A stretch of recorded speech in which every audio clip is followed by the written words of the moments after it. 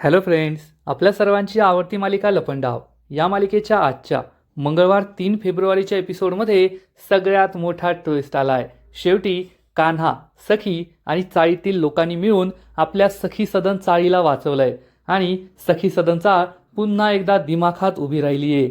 सरकारचा plan flop झालाय आणि सरकारने सखीला जे चॅलेंज दिलं होतं की 30 दिवस सखी सदन चाळीत राहून दाखव, हे चॅलेंज सखी जिंकलीये, सरकार हरलीये आणि सखीवर संपूर्ण चाळीतील लोकांचा विश्वास परतलाय। चाळीतील लोकांनी सखीची हात जोडून माफी मागितली, सगळ्यांनी तिला गिफ्ट्स दिले आणि तिचा सत्कार केला आणि मग आता सखी ही कान्हाला घेऊन सरकारच्या बंगल्यावर परत गेलीये।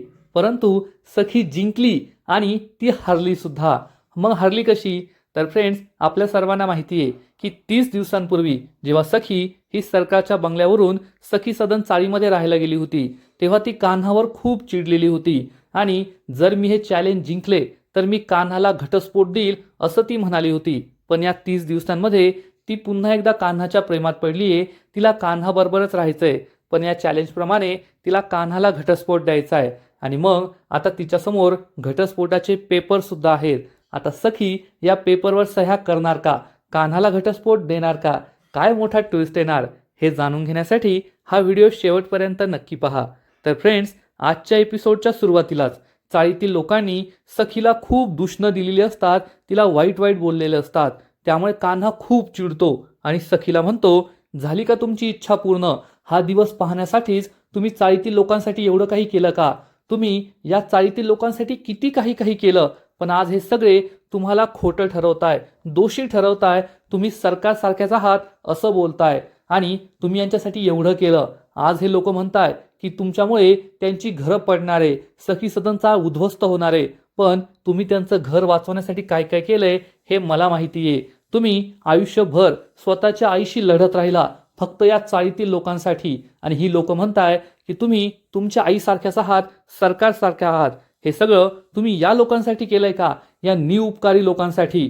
सखी चिडून म्हणते, कान्हा बस झालं, या लोकांना काही वाईट बोलू नको, गप्प बस। तर किरण सुद्धा म्हणतो, हो कान्हा, हे सगळं बोलण्याची हे वेळ नाहीये।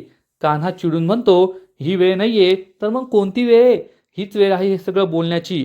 या लोकांनी खरंच यांचा खूप अपमान केलाय। तेवढ्यात किरणला एक फोन येतो आणि किरण फोनवर बोलण्यासाठी तेथून निघून जातो। तर परशुराम हा कान्हाला म्हणतो, ए कान्हा, झाला का तुझा मेलोड्रामा करून? झाला असेल तर हो बाजूला, आम्हाला ही चाळ पाडायची आहे। कान्हाला खूप राग येतो आणि तो परशुरामला डोळे दाखवतो, त्याच्याकडे चिडून पाहतो। परशुराम म्हणतो, तुम्हाला कितीही डोळे दाखवले ना तरी मी घाबरणार नाहीये, कारण आम्ही हे सगळं लिगली करतोय, आमच्याकडे सगळे पेपर्स आहेत। ही सखी सदन चाळ सरकारच्या नावावर केली आहे, आमच्याकडे NOC आहेत, सगळ्यांच्या सह्या आहेत आणि आम्हाला जे हवं असेल आम्ही ते करू शकतो असं म्हणून तो आपल्या गुंडांना सांगतो, चला रे, आत्ताच्या आत्ता ही चाळ पाडून टाका, या चाळीतली एक भिंत सुद्धा मला उभी दिसायला नाही पाहिजे। आणि तो आपल्या गुंडांना हा आदेश देतो। कान्हा आणि सखी खूप चिडतात, दोघेही एकमेकांचा हात हातात घेतात, एकमेकांच्या डोळ्यांमध्ये पाहतात आणि दोघेही पुढे येतात। यांना पाहून परशुराम हा चांगलाच घाबरतो। सखी कान्हाचा हात असा वर करते। चाळीतील सगळ्या लोकांना मोठा धक्काच बसतो। दाभडे मावशी, सानप काका, सानप काकू खूप घाबरतात। सखी या गुंडांना म्हणते, तुम्हाला जर या चाळीतील एकही भिंत पाडायची असेल ना तर सगळ्यात आधी आमच्या दोघांची भिंत पाडावी लागेल, असेल हिंमत तर या पुढे। हे गुंड खूप चिडतात आणि पुढे येऊ लागतात, पण त्याच वेळेस दाभडे मावशी पुढे येते आणि सखीचा हात हातात घेते। सानप काका पुढे येतात, कान्हाचा हात हातात घेतात, सानप काकू पुढे येते, सानप काकांचा हात हातात घेते। असं करता करता चाळीतील सगळी माणसं एक मानवी साखळी बनवतात, एक मानवी भिंत तयार करतात आणि या गुंडांसमोर परशुराम समोर उभं राहतात। त्यामुळे परशुराम चांगलाच घाबरतो। मोजून हे गुंड 5-6 असतात आणि चाळीतली माणसं 30-40 असतात, त्यामुळे या गुंडांची सुद्धा हिंमत होत नाही। परशुराम तर थरथर कापूस लागतो की आता येथे मोठा गोंधळ होणार आहे, मोठा धिंगाणा होणार आहे, काय करावं त्याला कळतच नाही आणि परशुराम घाबरलाय हे सखी आणि कान्हाच्या लक्षात येतं। ते खूप खुश होतात। परशुराम हा लगेच बाजूला जातो आणि सरकारला कॉल करतो। सरकार विचारते, पाडली का चाळ? तर परशुराम सांगतो, नाही सरकार, येथे खूप मोठा प्रॉब्लेम झालाय, चाळीतली सगळी माणसं एकमेकांचा हात हातात घेऊन आपल्या गुंडांसमोर उभी आहेत आणि म्हणताय आम्हाला पाडा मग चाळीला पाडा. सरकारला मोठा धक्काच बसतो. सरकार विचारते हे कसं झालं? चाळीतील लोक तर सखीच्या विरोधात होते ना, मग ते सखीच्या पाठीशी कसे उभे राहिले? तर परशुराम सांगतो ते कसं झालं कळलं नाही, पण स्वतःची चाळ वाचवण्यासाठी सगळेजण एकत्र आले आहेत आणि आपल्याला धमक्या देत आहे. सरकार चिडून म्हणते आय डोंट केअर, आज काही झालं तरी ती चाळ जमीनदोस्त व्हायलाच पाहिजे. जे कुणी मध्ये येईल ना त्याला संपवून टाक, सगळ्यांना मारून टाक. हे ऐकून परशुरामला मोठा धक्काच बसतो. सरकार खूप चिडलेली असते. सरकार हा सुद्धा विचार करत नाही की ती ज्यांना मारायला सांगते ना त्यामध्ये तिची मुलगी सुद्धा आहे. पण सरकार ही सरकार आहे आणि ती काहीही करू शकते हे आपल्या सगळ्यांना माहिती आहे. इकडे चाळीतली सगळी माणसं सखी कान्हा या गुंडांसमोर मानवी भिंत करून उभे राहिलेले असतात. तेवढ्यात परशुराम तेथे येतो आणि विचारतो ए गुंडांनो, कशाला थांबलाय? जा आणि ही चाळ जमीनदोस्त करून टाका आणि जो कोणी मध्ये येईल ना त्याला संपवून टाका, तुम्हाला फुल परमिशन आहे. हे ऐकून कान्हा खूप चिडतो आणि हे गुंड चक्क या चाळीतील लोकांवर धावून जातात. जो सगळ्यात धमाकेदार सगळ्यात डेंजरस गुंड असतो तो कान्हाच्या डोक्यामध्ये एक मोठा हातोडा घालू लागतो. पण कान्हा त्याला पकडतो, त्याचा हातोडा पकडतो आणि या गुंडाची चांगलीच धुलाई करू लागतो. या गुंडाला तो गाडीवर पाडतो आणि त्याचाच गळा या हातोड्याने दाबू लागतो. गुंडाला खूप त्रास होतो. बाकीचे गुंड या सखीवर दाभडे मावशीवर चाळीतील लोकांवर तुटून पडतात. पण गुंड कमी असतात, 5 ते 6 गुंड आणि चाळीतली माणसं खूप असतात. त्यामुळे एका एका गुंडाशी 3-3, 4-4, 5-5 लोक लढत असतात. चाळीतल्या बायका हंडे कळशा धोपटणं जे काही हातात येईल त्याने या गुंडांची धुलाई करत असतात. फ्रेंड्स, हा सीन खूपच भारी आहे. एखाद्या साऊथ इंडियन चित्रपटाला लाजवेल अशी मारामारी सुरू असते. परशुराम चांगलाच घाबरतो. कान्हा आणि सखी सदन चाळीतील सगळी माणसं या गुंडांना भारी पडत असतात, त्यांची चांगलीच धुलाई करत असतात. पण तेवढ्यात कान्हा एका गुंडाला मारत असताना दुसरा गुंड त्याच्या मागून जोरात ओरडतो ए तुला सोडणार नाही, आणि त्याच्या हातात एक मोठं फावडं असतं आणि तो कान्हाच्या अंगावर धावून जातो आणि कान्हाच्या डोक्यात तो हे फावडं घालणार. सगळेजण सखी दाभडे मावशी कान्हा खूप घाबरतात की आता कान्हा वाचणार नाही आणि हा गुंड कान्हाच्या डोक्यात हे फावडं घालणार, त्याचा जीव घेणार. इतक्यात एक वकील तेथे येतो आणि म्हणतो थांबा सगळे, आणि हा गुंड खूप आज्ञाधारक असतो, तो सुद्धा थांबतो आणि कान्हावर वार करत नाही. या वकिलाला पाहून सगळ्यांनाच आश्चर्य वाटतं. कान्हा सखी परशुराम चाळीतले सगळे या वकिलाकडे पाहू लागतात. तर वकील म्हणतो तुम्हाला ही चाळ पाडता येणार नाहीये, कोर्टाच्या स्टे ऑर्डर्स आल्यात, त्यामुळे तुम्ही आता चाळीतील एका भिंतीला एका विटेला सुद्धा हात लावू शकत नाही. हे ऐकून चाळीतील सगळ्या लोकांना खूप आनंद होतो. तर परशुरामच्या पायाखालची जमीनच सरकते. परशुराम म्हणतो हे काय बोलताय तुम्ही? अशा 11th आवरला कधी अशी नोटीस येते का? स्टे ऑर्डर नाही येऊ शकत आणि आमच्याकडे सगळे डॉक्युमेंट्स आहेत, NOC आहेत, कागदपत्र आहेत. ही चाळ सरकारच्या नावावर आहेत आणि आम्ही सरकारची माणसं, त्यामुळे आम्ही चाळ पाडू शकतो. तर हा वकील म्हणतो तुमची इच्छा, तुम्ही चाळ पाडू शकता, पण त्यानंतर हा कोर्टाचा अवमान असेल आणि कोर्टाचा अवमान झाल्यावर काय होतं हे कदाचित तुम्हाला माहिती नाहीये. मग तुम्हाला जेलमध्ये जावं लागेल आणि तुम्हाला जेलमध्ये जायची खूप हौस असेल ना, तर हौशी हौशी ही चाळ पाडून टाका. परशुराम चांगलाच घाबरतो, पण त्याच्यापेक्षा परशुरामचे गुंड जास्त घाबरतात. हा वकील परशुरामच्या हातामध्ये स्टे ऑर्डर्स देतो आणि परशुराम ही स्टे ऑर्डर वाचत असतो. तेवढ्या सखी पुढे येते आणि सखी सुद्धा ही स्टे ऑर्डर वाचू लागते. कान्हा तिच्याकडे पाहत असतो. तर परशुराम म्हणतो अशी स्टे ऑर्डर कशी का आली? हे गुंडांनो, काही कोणाचं ऐकू नका, जा चाळ पाडून टाका. पण गुंड आधीच घाबरलेले असतात. चाळीतील लोकांनी त्यांची आधीच खूप धुलाई केलेली असते. त्यामुळे हे गुंड म्हणतात ओ साहेब, आम्ही गुंड आहोत गुंड, आम्हाला कोर्ट कचेरीच्या मॅटरमध्ये नाही पडायचंय, तुम्ही तुमचा मॅटर पाहून घ्या. परशुराम खूप चिडतो आणि म्हणतो ए तुम्हाला वेळ लागले काय? सरकारशी गाठ आहे तुमची, तुम्ही येथून निघून जाल, पण सरकार तुम्हाला जिवंत नाही सोडायची. तर गुंड म्हणतात ते पाहू नंतरचं नंतर, आणि गुंड तेथून निघून जातात. परशुरामला समजतं आपण येथे थांबलो तर आपलं सुद्धा काही खरं नाहीये, आणि परशुराम हा सुद्धा त्यांच्या मागे मागे तेथून निघून जातो. गुंडांची चांगली धुलाई झालेली असते, त्यांना खूप लागलेलं असतं. तर इकडे सखी आणि कान्हा खूप खुश असतात. सखी ही स्टे ऑर्डर वाचते आणि सर्वांना सांगते आनंद आनंद आनंदाची बातमी आहे. आपली सखी सदन चाळ वाचली आहे. कोर्टाने स्टे ऑर्डर दिली आहे. आता आपल्या सखी सदन चाळीला कुणीही हात लावू शकत नाही, कुणीही हे चाळ पाडू शकत नाही. हे ऐकून सगळ्यांना खूप आनंद होतो. पण हे सगळं करणारा कान्हा नाही तर किरण असतो. किरणने जो फोन कॉल केला होता ना, त्या फोन कॉल नंतरच हे सगळं बदललेलं असतं. चाळीतील सगळ्यांना आनंद होतो. पण कान्हा विचारतो, पण हे सगळं कसं झालं? हा वकील असा अचानक कसा आला? त्याने हे सगळं थांबवलं. वकिलाला कुणी बोलवलं? वकिलाला कुणी पाठवलं? काहीच कळत नाहीये. सखी मागे वळून पाहते, पण तोपर्यंत हा वकील सुद्धा गायब झालेला असतो. त्यामुळे हे सगळं घडलं तरी कसं? हाच प्रश्न सखी आणि कान्हाला पडतो. आणि मग थोड्या वेळानंतर परशुराम सरकारच्या बंगल्यावर पोहोचतो आणि सरकार त्याच्या तोंडावर हे सगळे एनओसीचे पेपर फेकून देते. परशुराम हे सगळे पेपर गोळा करू लागतो. सरकार त्याच्यावर खूप चिडलेली असते. ती काहीच बोलत नाही. परशुराम हे सगळे पेपर गोळा करतो आणि सरकारजवळ घेऊन येतो. तर सरकार त्याच्यावर जोरात ओरडते, परशू, एक नंबरचा मूर्ख आहेस तू, मूर्ख. तुला एवढे एनओसीचे पेपर्स दिले, सखी सदन चाळ पाडायला सांगितली, पण तुला एक साधं काम जमलं नाही. तो वकील स्टे ऑर्डर घेऊन आला आणि तू शेपूट घालून परत आला, घाबरलास. अशी 11th ऑर्डरला स्टे ऑर्डर कशी मिळू शकते? तू त्याला विचारलं नाही का? आणि हा वकील कोण आहे? त्याला कुणी पाठवलं? तो अचानक कसा आला? हे तू काहीच विचारलं नाही. परशुराम चांगलाच घाबरतो.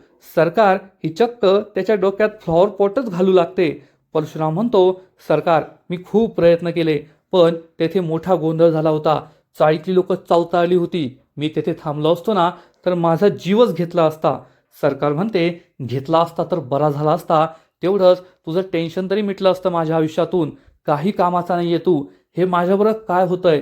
दरवेळेस मी त्या सखीला चक्रव्यूहामध्ये अडकवते आणि कुणीतरी तिला त्या चक्रव्यूहातून सोडवतं. आता सखी नाचत नाचत येथे येणार. मागच्या वेळेस सुद्धा तिने त्या प्रॉपर्टीच्या पेपर्सवर सह्या केल्या नव्हत्या. यावेळेस सुद्धा ती सह्या करणार नाही. ती चॅलेंज जिंकली आणि मी चॅलेंज हरले. म्हणजे ही प्रॉपर्टी माझ्या नावावर झालीच नाहीये. हे सगळं कोण करतंय? हाच प्रश्न सरकारला पडतो. सरकार जोरजोरात आरडाओरडा करते, परशुरामवर ओरडते आणि त्याला तेथून हाकलून लावते. परशुराम तेथून निघून जातो. सरकारला काय करावं? हे सगळं का होतंय? हातातोंडाशी आलेला घास कसा माझ्या तोंडातून निघून गेला? म्हणून सरकार खूप दुःखी होते, खूप चिडलेली असते. पण इकडे अजून एक बाई चिडलेली असते. ती म्हणजे कबीरची आजी मा, म्हणजेच राजलक्ष्मी किर्लोस्कर.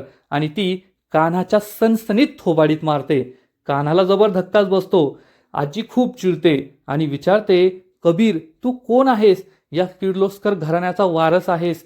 समाज सुधारक आहेस? एखादा समाजसेवक आहे की आशिक आहे त्या सखीचा? त्या चाळीसाठी स्वतःचा जीव तू धोक्यात घातलास. तर कबीर म्हणतो, नाही आजी, माझं ऐकून घे. तर आजी चिडून म्हणते, काय ऐकून घे? तू त्या चाळीतील लोकांसाठी स्वतःचा जीव द्यायला निघाला होता. त्या गुंडांशी लढाई करत होता. तू काही एखादा सुपरमॅन आहेस का? बरं झालं किरणने मला वेळेवर कॉल केला आणि मी त्या वकिलाला पाठवून दिलं. नाहीतर आज काय घडलं असतं? मला तर विचार करवला जात नाहीये. कबीर, तुझ्या आयुष्यावर फक्त तुझा हक्क नाहीये, तर माझा हक्क आहे. तुझ्या आईचा, अपर्णाचा हक्क आहे. तुझ्या देवाघरी गेलेल्या बाबाचा, देवदत्ताचा हक्क आहे. त्यामुळे सगळे निर्णय तू नाही घ्यायचे. आमचा विचार करायचा आणि आपल्या प्लॅनप्रमाणेच वागायचं. कबीर म्हणतो, माफ करा, माझ्याकडून खूप मोठी चूक झाली, पण परिस्थिती तशी होती. तर त्याला विचारते, आता पुढचा प्लॅन काय? कबीर सांगतो, चाळीचा विषय तर संपलाय. आजी म्हणते, हो, चाळीचा विषय संपलाय. आता आपल्या प्लॅनप्रमाणेच वागायचं. कबीर म्हणतो, हो, मी संपूर्ण प्लॅन बनवलाय. सखी तिचं चॅलेंज जिंकलीये आणि उद्या मी आणि सखी सरकारच्या बंगल्यावर राहायला जाणार आणि मग तेथे गेल्यावर आमचा नेहमीचा प्लॅन सुरू होणार. आजी म्हणते, ठीक आहे, पण यानंतर असा मूर्खपणा करायचा नाही आणि आपल्या प्लॅनप्रमाणेच वागायचं. कबीर हो म्हणतो. तर इकडे सखी सदन चाळीमध्ये सगळी तयारी झालेली असते. जल्लोषाची तयारी. सगळेजण खूप खुश असतात. सखी दाभडे मावशीच्या घरी येते. तर तेथे सगळे चाळकरी जमलेले असतात. कान्हा आणि सखीसाठी 2 पाट ठेवलेले असतात. फुलांची रांगोळी काढली जाते. सखी आश्चर्याने विचारते, दाभडे मावशी, कुणी पाहुणे येणार आहेत का? तर मावशी सांगते, नाही नाही, आपलीच माणसं येणार आहेत. आणि ती सखीला म्हणते, सखी, खरंच आज तू आमच्यावर खूप उपकार केले आहेत. सानप काका काकू आणि सगळे सखीची माफी मागतात. सखी, आम्ही खरंच खूप वाईट बोललो तुम्हाला, पण आपला कान्हा कोठे आहे? तेवढ्यात कान्हा तेथे प्रकट होतो आणि म्हणतो, माझं नाव कुणी घेतलं ना की मी लगेच प्रकट होतो. त्यामुळे सगळेच खुश होतात. दाभडे मावशी ही सखीला म्हणते, सखी आम्हाला खरंच माफ कर. आम्ही तुला खूप वाईट बोललो, तुला चुकीचं समजलं. तू तर आमची चाळ वाचवत होती, आमचं भलं करत होती. तू स्वतःच त्या सरकारच्या प्लॅनमध्ये अडकली आणि आम्ही तुला असं बोललो. तर सानप काका म्हणतात, हो आज आम्ही तुम्हाला खूप वाईट बोललोय आणि त्यासाठी मला माफ कर. मग चाळीतल्या सगळ्या बायका सखीला म्हणतात, सखी तुला बोलताना तर आम्ही कशाचाच विचार नाही केला, खूप वाईट वाईट बोललो, आम्हाला माफ कर. जान्हवी सुद्धा म्हणते, मी तुझ्या मैत्रीवर शंका घेतली, मला माफ कर. आणि चाळीतली सगळी माणसं सखीसमोर हात जोडून तिची माफी मागतात. दाभडे मावशी सुद्धा हात जोडून माफी मागू लागते. तर सखी तिला थांबवते आणि म्हणते, दाभडे मावशी तुम्ही सगळ्यात मोठे आहात.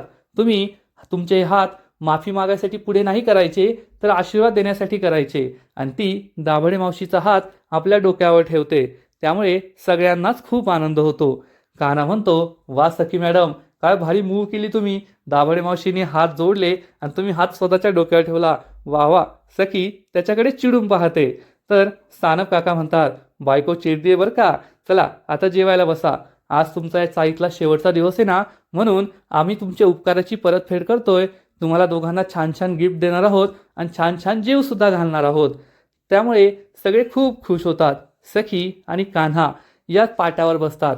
सगळ्यात आधी दाभडे मावशी सखी आणि कान्हाला ओवाळते. या दोघांना खूप आनंद होतो. आणि मग सखी ही हात पुढे करते. दाभडे मावशी चक्क तिच्या हातावर सोन्याची अंगठी ठेवते. सखी विचारते, मावशी हे कशाला? तर मावशी सांगते, तू माझ्यासाठी स्वतःच्या वडिलांची शेवटची आठवण सोन्याची अंगठी विकली होती ना, माझ्याकडून तुझ्यासाठी हे गिफ्ट. सखी खूप इमोशनल होते. दाभडे मावशी तिला म्हणते, मी तुझी आजी ना, मग असं नाही करायचं, घे माझ्याकडून हे गिफ्ट. सखी हे गिफ्ट घेते आणि दाभडे मावशी या दोघांचं खूप कौतुक करते. तिच्या बाबांची आठवण जागी करते की अगदी तू तुझ्या बाबांसारखी आहे. आम्ही म्हणालो ना की तू तुझ्या आईसारखी आहे, सरकारसारखी आहे, तर तसं नाहीये, तू तुझ्या बाबांसारखी आहे, खूप चांगल्या मनाची आहे. सखी इमोशनल होते आणि ही अंगठी बोटामध्ये घालते. तिच्या डोळ्यात पाणी येतं. आणि मग त्यानंतर सानप काका काकू हे चक्क सखीला 21,000 रुपयांचं कवर देतात. सखी विचारते, हे काय आहे? तर सानप काका काकू म्हणतात, तू आमच्या मुलांना इंग्लिशची ट्युशन दिली, त्यासाठी कधी पैशांची अपेक्षा नाही केली. आमच्याकडून ही परतफेड म्हणून समज आणि नाही म्हणू नको. सखी खूप इमोशनल होते.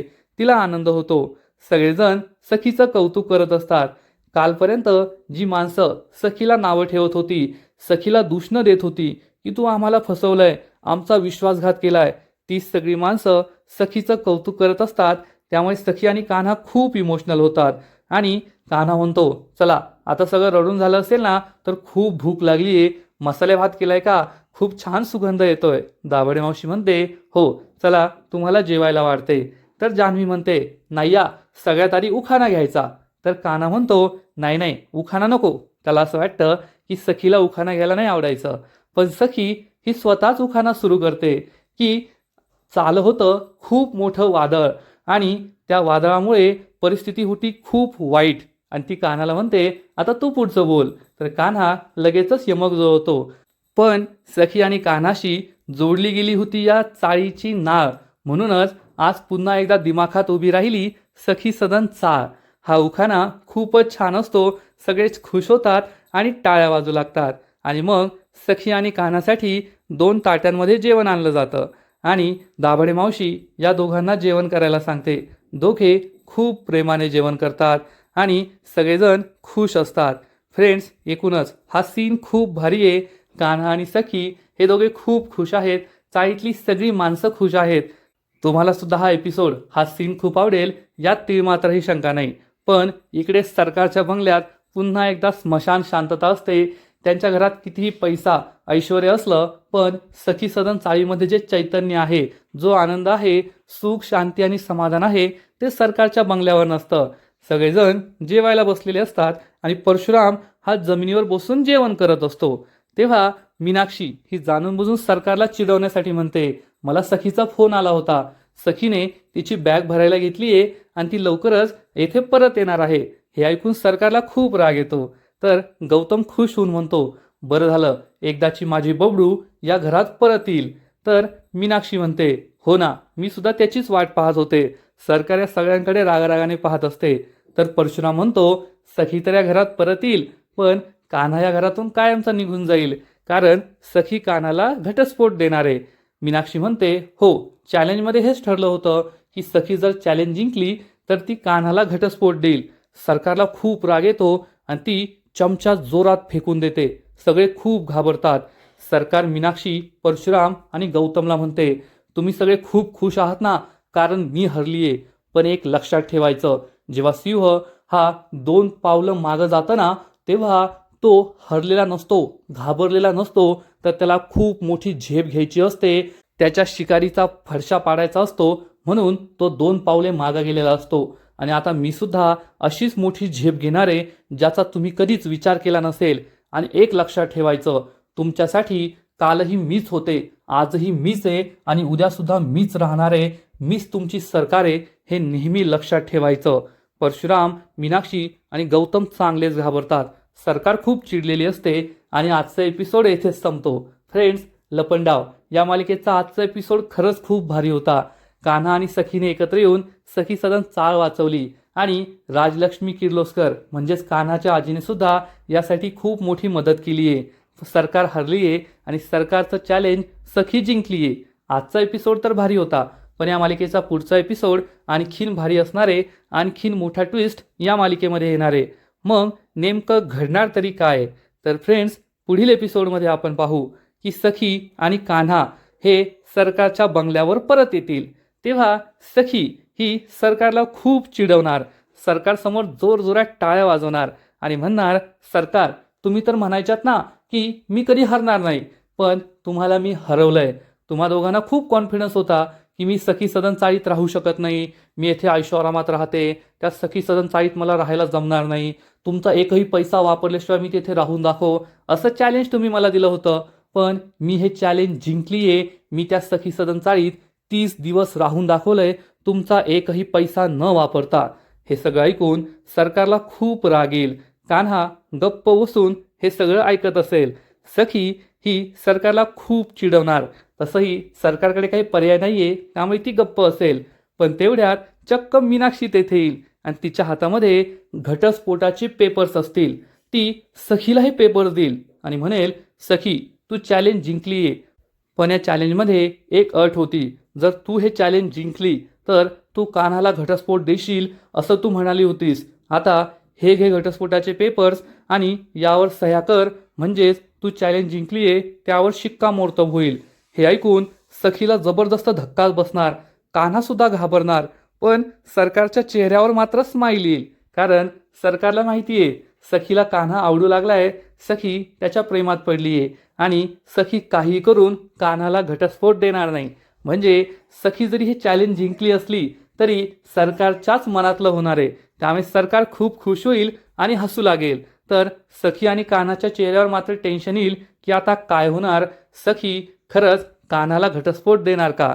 तर फ्रेंड्स, तुम्हाला काय वाटतं, सखी या घटस्फोटाच्या पेपर्सवर सह्या करेल का, कान्हाला घटस्फोट देईल का? आणि आता सरकारला बर्बाद करण्यासाठी कान्हाचा नवीन प्लॅन काय असेल? नक्कीच कमेंट करून सांगा. आणि लपंडाव या मालिकेचे असेच नवीन नवीन अपडेट्स सर्वात आधी जाणून घेण्यासाठी व्हिडिओला लाईक करा, शेअर करा, चॅनलला सबस्क्राईब करून बेल आयकॉनवर क्लिक करा, म्हणजे या मालिकेचे नवीन नवीन एपिसोड तुम्हाला सर्वात आधी पाहायला मिळतील.